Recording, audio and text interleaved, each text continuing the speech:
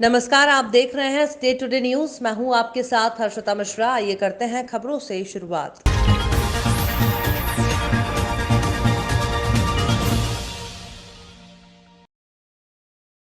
Ujjain police को एक बड़ी सफलता हाथ लगी है। पुलिस ने यहां थाना माधव नगर क्षेत्र के अंतर्गत पिछले 8 महीनों के दौरान अलग अलग 8 चेन स्नैचिंग की वारदातों का खुलासा किया है। दरअसल यहां आरोपियों तक पहुंचने का मुख्य सुराग घटना में उपयोग की गई बाइक की टूटी नंबर प्लेट से मिला। पुलिस ने नंबर प्लेट पर मौजूद नंबरों की पड़ताल आरोपी तक पहुंची। 4 आरोपी गिरफ्तार किए गए। 3 आरोपी इंदौर के, एक और आरोपी उज्जैन का रहने वाला है। आरोपी से आरंभिक पूछताछ में जानकारी लगी कि वे इंदौर से उज्जैन वारदात को अंजाम देने आते थे और घटना के बाद फिर इंदौर रवाना हो जाते थे। उज्जैन का आरोपी यहां सहयोग करता था। इसके साथ ही एक अन्य आरोपी भी है जो कि अभी पुलिस गिरफ्त से दूर है और अन्य आरोपी चेन को ठिकाने लगाता था। 13 मार्च से 13 अक्टूबर के बीच थाना माधव नगर में चैन स्नैचिंग की कुल 8 वारदातें हुई थी। सभी वारदातें गिरफ्तार आरोपियों ने ही की थी। यहां पुलिस ने 4 लाख कीमत की 8 चेन बरामद की हैं। आरोपियों की धरपकड़ के लिए पुलिस महानिरीक्षक ने आईपीएस रविंद्र वर्मा के नेतृत्व में 10 अलग अलग टीम गठित की थी। पुलिस अधीक्षक सत्येंद्र कुमार शुक्ल ने पुलिस कंट्रोल रूम पर प्रेस वार्ता लेकर मामले का खुलासा किया। अक्टूबर माह में कुछ वारदातें 3 वारदातें हुई थी और इसके अलावा जुलाई माह की भी कुछ वारदातें हैं। इन सभी वारदातों का अनडिटेक्टेड थी हमारी एक टीम जो एडिशनल एसपी श्री रविंद्र वर्मा और सीएसपी श्री मीणा के नेतृत्व में गठित की गई थी। इन लोगों ने घटना के समग्र पहलुओं पर बारीकी से पड़ताल की और हमारी कुछ ग्राउंड टीमें भी इसमें लगाई गई, टेक्निकल टीमें भी लगाई गई, जिसका परिणाम ये रहा कि हमने 4 आरोपियों को गिरफ्तार किया है, जिसमें 3 आरोपी इंदौर जिले से गिरफ्तार किया है और एक यहाँ का है। हमारे कुछ और आरोपी इसमें चिन्हित हुए हैं। अभी तक हमने 4 आरोपियों के कब्जे से 8 वारदातों को डिटेक्ट किया है, 8 चेनें बरामद की हैं और अभी हमारा काम इसमें चल रहा है। हम उम्मीद करते हैं जल्दी ही कुछ और भी घटनाएं इससे खुलेंगी। पूर्व सालों की अगर बात करें तो पूर्व आरोपियों का कोई लिंक तो पाया गया है पहले भी उज्जैन की घटनाओं में? ये जिसमें एक आरोपी जो उज्जैन का है उसका पूर्व में भी आपराधिक रिकॉर्ड रहा है। इसके अलावा हमारे जो इंदौर पुलिस से जो हमने रिकॉर्ड बनाया है, तीनों ही आरोपी के वहाँ रिकॉर्ड हैं, पहले भी ये घटना कर चुके हैं। अभी चूँकि इंदौर से उनको उज्जैन ऐसा लगा कि उज्जैन में उनको कोई नहीं जानता है, तो इंदौर के बजाय वो उज्जैन में वारदात करना शुरू कर दिया। लॉकडाउन के बाद महाकालेश्वर ज्योतिर्लिंग मंदिर में करीब 3 महीने में 23 करोड़ रुपए का चढ़ावा आया है। इनमें से यदि खर्च हटा दिया जाए तो कुल 9 करोड़ रुपए की आय हुई है। 28 जून से मंदिर का दरबार श्रद्धालुओं के लिए खोला गया था। इस दौरान श्रद्धालुओं ने दिल खोलकर बाबा महाकाल के खजाने में दान दिया है। ये आय 28 जून 2021 से लेकर 15 अक्टूबर 2021 तक की है। दान पेटी में से विदेशी करेंसी भी निकली है। विदेशों से ऑनलाइन दान भी मिला है। मंदिर में देश भर से श्रद्धालु दर्शन के लिए पहुंचते हैं। इस बार कोरोना संक्रमण के कारण 2021 में कई दिनों तक श्रद्धालुओं का प्रवेश मंदिर में बंद कर दिया गया था।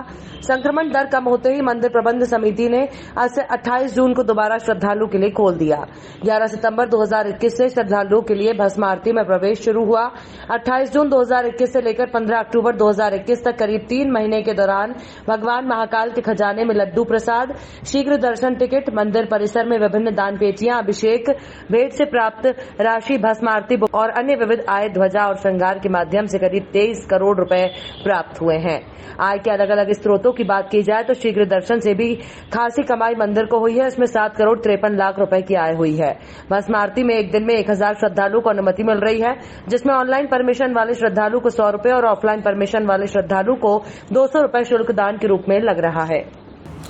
देखिए, जो एक खबर भी चल रही है कि पिछले विगत 3 महीने में लगभग 23 करोड़ की आय महाकाल मंदिर को हुई है। मैं पहले ये ज़रूर क्लियर करना चाहूँगा कि ये आय नहीं है, ये प्राप्तियां हैं जो पिछले 3 महीने की हुई हैं। अगर 23 करोड़ की प्राप्ति हुई है तो इसका अर्थ है कि अगर 8 करोड़ रुपए के लड्डू प्रसाद जो है महाकाल मंदिर से बेचा गया है, तो 8 करोड़ के लड्डू प्रसाद को बनाने के पीछे हमारा 10 करोड़ का खर्चा हो रहा है।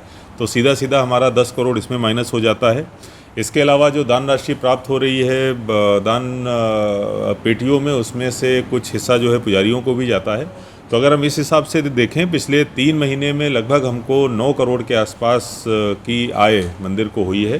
हालांकि अगर हम लोग पिछले 2 साल से तुलना करें, क्योंकि मंदिर बंद था, कोरोना के समय ज़्यादातर टाइम पे बंद रहा है, उस समय हमारी आय बिल्कुल भी नहीं हो रही थी और जो हमारे खर्चे हैं वो हो रहे थे, जिसकी वजह से बजट हमारा हमेशा घाटे का जा रहा था।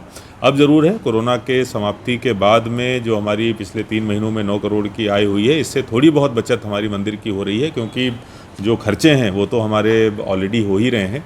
लेकिन मैं इस पर भी आपका ध्यान आकर्षित करना चाहूँगा कि हमारा जो मंदिर विकास का प्रोजेक्ट है, जिसमें हमारा 2.2 हेक्टेयर से बढ़ा के 20 हेक्टेयर मंदिर का परिसर हम लोग करने वाले हैं, उसके लिए हमको और भी ज़्यादा वहाँ के संधारण के लिए, मेंटेनेंस के लिए और रखरखाव के लिए पैसा चाहिए होगा। तो हमको कुछ न कुछ निश्चित रूप से आय के नए स्रोत भी देखने पड़ेंगे। लेकिन ये अच्छी बात है कि कोरोना में जो हमारा घाटे में पूरा का पूरा जो पहले की बचतें थी, उसके आधार पर जो खर्च हो रहा था, उससे हम लोग थोड़े बहुत प्लस में आए हैं। और मैं उम्मीद करता हूँ आगे मंदिर की जो आर्थिक स्थिति है वो थोड़ी और उसमें सुधार आएगा। कहते हैं कि जीवन में अगर अंधकार छा जाए तो इंसान निराशा में डूब जाता है, लेकिन शिवगढ़ के एक सरकारी स्कूल के ब्लाइंड टीचर बच्चों के जीवन में शिक्षा की रोशनी का अलख विगत 13 साल से जगाते आ रहे हैं। इस ब्लाइंड टीचर से पढ़ी हुई कई बालिकाएं आज सरकारी नौकरी में हैं। हम बात कर रहे हैं रतलाम जिले के आदिवासी अंचल के शिवगढ़ स्थित शासकीय कन्या उच्चतर माध्यमिक स्कूल में पदस्थ ब्लाइंड टीचर राजेश परमार की। वो यहाँ वर्ष 2003 में सामाजिक विज्ञान के टीचर के रूप में पदस्थ हुए थे। कक्षा 9वीं से लेकर कक्षा 12वीं तक को पढ़ाने वाले राजेश परमार से पढ़ी हुई कई बालिकाएं आज सरकारी नौकरी में हैं। राजेश परमार जन्मजात ब्लाइंड नहीं थे। मूल रूप से रतलाम जिले के ग्राम धामनोद के निवासी राजेश जब कक्षा 8वीं में पढ़ते थे, तब उनकी आंखों की रोशनी अचानक चली गई। परिवार सदमे में आ गया था, लेकिन राजेश ने हिम्मत नहीं हारी और अपनी पढ़ाई को जारी रखा। उन्होंने इंदौर के ब्लाइंड स्कूल में प्रवेश लेकर अपनी शिक्षा को जारी रखा। यहाँ ब्रेन लिपि में पढ़ाई की।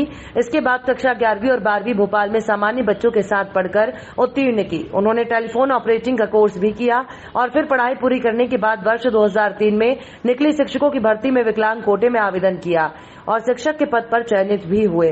शिवगढ़ के शासकीय कन्या उच्चतर माध्यमिक स्कूल में पोस्टिंग हुई। तब से आज तक वो वहाँ सामान्य बच्चों को पढ़ा रहे हैं। उनके विषय सामाजिक विज्ञान का परिणाम भी आज तक कभी खराब नहीं रहा। राजेश के पढ़ाने का तरीका है कि वो बच्चों से पहले जो पाठ होता है वो पढ़वाते हैं, फिर उसमें से खुद प्रश्न बनाकर बच्चों को उत्तर भी लिखवाते हैं। समझाने के लिए वो क्लासरूम में ब्लैक बोर्ड पर भी लिखते हैं, जिसमें अब उनकी ब्लाइंडनेस आड़े नहीं आती है। शिक्षा लेकर के कुछ हमारे भारत में भी उन लोगों ने धीरे धीरे उनके मन में चेतना है कि हमें भी इस अंग्रेजों से हमें स्वतंत्र होना है, लड़ना है। पहले की एक और पुस्तक में भी आपने भारत में राष्ट्रवाद के उदय का अध्ययन किया था। वहाँ आपने 20वीं सदी के पहले दशक तक की कहानी पढ़ी थी। इस अध्याय में हम 1920 के दशक के आगे अध्ययन करेंगे।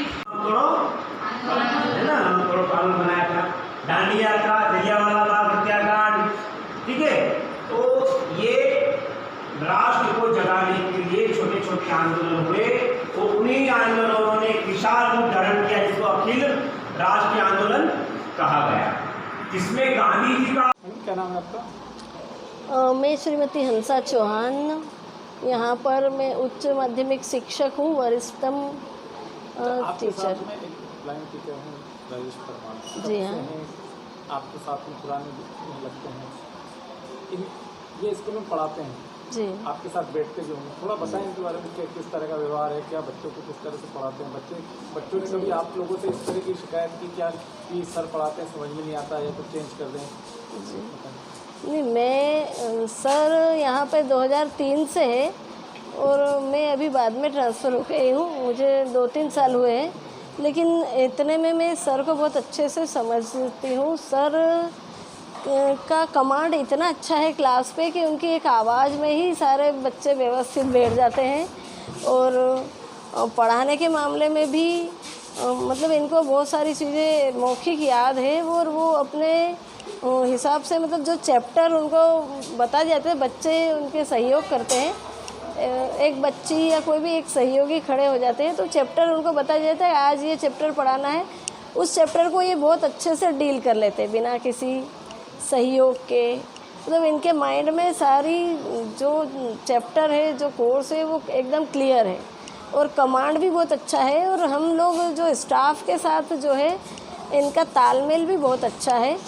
मतलब हर तरह से हम लोग सारी बातें कर लेते हैं सुख दुख की, और सारी एक दूसरे को सपोर्ट करने वाली, ये भी हमको बहुत सारे एक्स्ट्रा कोई नॉलेज है या कोई छोटी मोटी चीज़ है तो हम लोग बहुत अच्छे से मतलब विचार विमर्श करके हम बातें कर लेते हैं, एक दूसरे को समझते हैं और इनकी अंडरस्टैंडिंग, इनका जो तालमेल है, कहीं से कहीं तक ऐसा नहीं लगता कि ब्लाइंड है इसलिए इनको किसी चीज़ में हमारे साथ तालमेल में दिक्कत आ रही है। काम काज में हो या आपसी सहयोग में हो या दूसरे कोई गैदरिंग कार्यक्रम हो, उसमें भी इनका कमांड बहुत अच्छा है। क्या नाम है आपका? मिताली वर्मा। मिताली, तुम राजेश सर से पढ़ी हो, कैसा पढ़ाते हैं, क्या इनका रिएक्शन रहता है बच्चों को पढ़ाने के समय? सर अच्छा पढ़ाते हैं। सर बोर्ड पे नहीं लिख सकते, वो एक हमसे पढ़वाते हैं, फिर समझाते हैं, एक एक शब्द अर्थ समझाते हैं सर। तुमने कौन कौन सी क्लास सर से पढ़ी है? 9th और 10th। अच्छा, कभी कोई प्रॉब्लम हुई आपको उसकी? हमको प्रॉब्लम होती थी तो हम सर से पूछ लेते थे, सर अच्छे से समझा देते थे। सर का पढ़ाने का तरीका क्या है, किस तरह पढ़ाते हैं? सर बोर्ड पे नहीं लिख सकते, सर हमसे पढ़वा लेते थे, फिर सर हमको समझाते थे अच्छे से। अच्छा, जैसे सर आते हैं, आप लोग सर को जैसे आंखों से दिखाई नहीं देता है, तो किस तरह से मदद करते हैं उनकी आप लोग? बहुत तरह से मदद करते हैं। सर दिखाई नहीं देता, सर को क्लास तक छोड़वा देते हैं। बोर्ड पे नहीं ले जाते, बोर्ड पे ले जा सकते हैं, चौक दे देते हैं, कई सारी मदद करते हैं। हम बात कर रहे हैं मध्य प्रदेश आगरमालवा जिले के सुसनेर तहसील की, जहां पर सुसनेर नगर में प्रधानमंत्री आवास योजना के अंतर्गत स्वीकृत आवासों के सामाजिक अंकेक्षण, सोशल ऑडिट के अंतर्गत संचालनालय, नगरीय प्रशासन और विकास विभाग भोपाल की टीम द्वारा उक्त योजना के अंतर्गत लाभार्थी हितग्राहियों से संवाद के माध्यम से सोमवार को स्थानीय पुराने बस स्टैंड और पुरानी कृषि उपज मंडी में स्थित मांगलिक भवन में सामाजिक अंकेक्षण यानी योजना का सोशल ऑडिट किया गया। आपको बता दें कि जिसमें विशेषज्ञ भोपाल संजीव कुमार, प्राध्यापक भोपाल कृष्ण कुमार धोटे, सलीम खान उज्जैन और नगर परिषद सीएमओ जगदीश भैरवे, इंजीनियर अरविंद बघेल, शहजादी खान सहित प्रधानमंत्री आवास योजना के हितग्राही मौजूद थे। सुसनेर शहर में क्या समस्या है, मैं आशा करता हूं कि वो सबसे अच्छा ना तो आपके अधिकारीगण या जिम्मेदार जो लोग हैं उनको पता होगा। अब वो जुड़े हुए हैं करीब 5-6 साल से, निश्चित रूप से उनको कुछ पता होगा, लेकिन मूल रूप से जमीनी स्तर पर जो समस्या है वो सबसे ज्यादा हम बात कर रहे हैं मध्य प्रदेश आगरमालवा जिले के सुसनेर तहसील की, जहां पर सुसनेर नगर में रविवार को हुई बारिश के दौरान ग्राम खेराना में आकाशीय बिजली के गिरने से रामेश्वर सिंह पिता रामलाल उम्र 32 वर्ष की मौके पर ही मौत हो गई। आपको बता दें कि जानकारी के अनुसार परिजन युवक की तलाश कर रहे थे, लेकिन कोई सुराग नहीं मिला, जिसके बाद परिजन सोमवार की सुबह अपने ही खेत पर युवक का शव मिला, जिसके बाद पुराना बस स्टैंड स्थित शासकीय सामुदायिक स्वास्थ्य केंद्र में मृत युवक का पोस्टमार्टम कर परिजनों के सुपुर्द किया गया। खबरों में फिलहाल इतना ही। आप देखते रहिए स्टेट टुडे न्यूज।